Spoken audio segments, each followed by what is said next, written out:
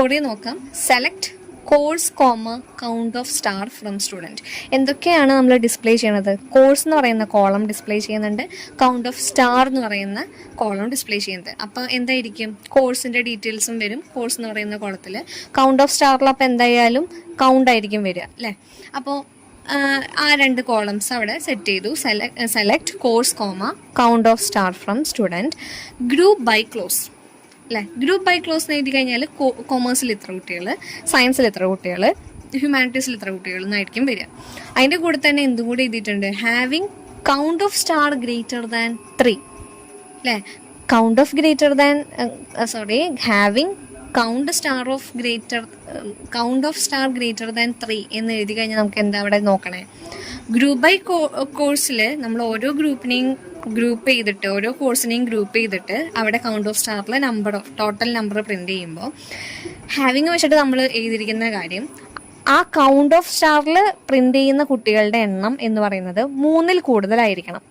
നമ്മൾ മുന്നത്തെ കുറി പറഞ്ഞപ്പോൾ സയൻസിൽ 7 കുട്ടികളും കൊമേഴ്സിൽ 2 കുട്ടികളും ഹ്യൂമാനിറ്റീസിൽ 1 കുട്ടിയും അങ്ങനെയാണ് നമുക്ക് വന്നത്. ആ 7, 2, 1 ആ നമ്പേഴ്സിനെ നോക്കിയിട്ട് 3ൽ കൂടുതലുള്ള കുട്ടികളെയാണ് നമുക്ക് പ്രിന്റ് ചെയ്യേണ്ടത്. അങ്ങനെ നോക്കുമ്പോൾ നമ്മുടെ സയൻസ് ഗ്രൂപ്പിലാണ് കൂടുതൽ കുട്ടികളുള്ളത്. 3ൽ കൂടുതൽ കുട്ടികളുള്ളത് സയൻസ് ഗ്രൂപ്പിലാണ്. അതാണ് ഇവിടെ ഫിഗർ 9.23 കോഴ്സ് സയൻസ് ആയിട്ടും കൗണ്ട് ഓഫ് സ്റ്റാർ 7 ആയിട്ടും വന്നത്.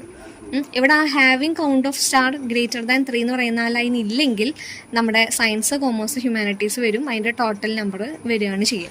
ഇവിടെ ഹാവിങ് എഴുതിയിട്ടുള്ളതുകൊണ്ട് അവിടെ ഒരു കണ്ടീഷനും വെച്ചിട്ടുള്ളതുകൊണ്ട് 3ൽ കൂടുതൽ ഉള്ള കുട്ടികളുടെ ഡീറ്റെയിൽസ് ആയിട്ട് സയൻസിൽ 7 കൗണ്ടായിട്ടാണ് നമുക്ക് ഡിസ്പ്ലേ ചെയ്ത് വന്നിട്ടുള്ളത്. അപ്പോൾ ഇങ്ങനെയാണ് ഹാവിങ് ക്ലോസ് യൂസ് ചെയ്തിട്ട് നമ്മൾ കൊറി എഴുതുന്നത്.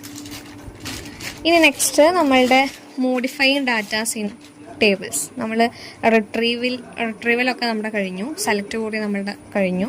ഇനി നെക്സ്റ്റ് നമ്മൾ ക്രിയേറ്റ് ചെയ്തിട്ടുള്ള ടേബിളിലേക്ക് നമ്മുടെ വാല്യൂസിനെ അപ്ഡേറ്റ് ചെയ്യാനായിട്ട് പോവാണ്. അപ്പോൾ അപ്ഡേറ്റ് ചെയ്യാൻ നമ്മളുടെ DML കമാൻഡ് ആയിട്ടുള്ള അപ്ഡേറ്റ് എന്ന് പറയുന്ന കമാൻഡാണ് നമ്മൾ യൂസ് ചെയ്യുക. അപ്ഡേറ്റ് യൂസ് ചെയ്തിട്ട് നമ്മൾ ടേബിൾസിലുള്ള ഡാറ്റേനെ അപ്ഡേറ്റ് ചെയ്യുന്നു. അപ്ഡേറ്റ് ചെയ്യുമ്പോൾ നമ്മൾ ഇന്നർ റോയിൽ ഇന്ന വാല്യൂവിനെ ചേഞ്ച് ചെയ്യണം.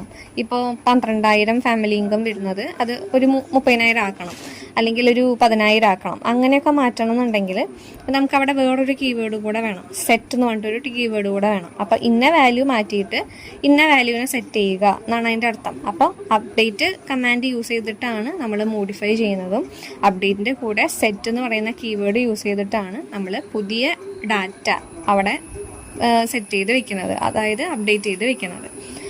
അപ്പോൾ അതിൻ്റെ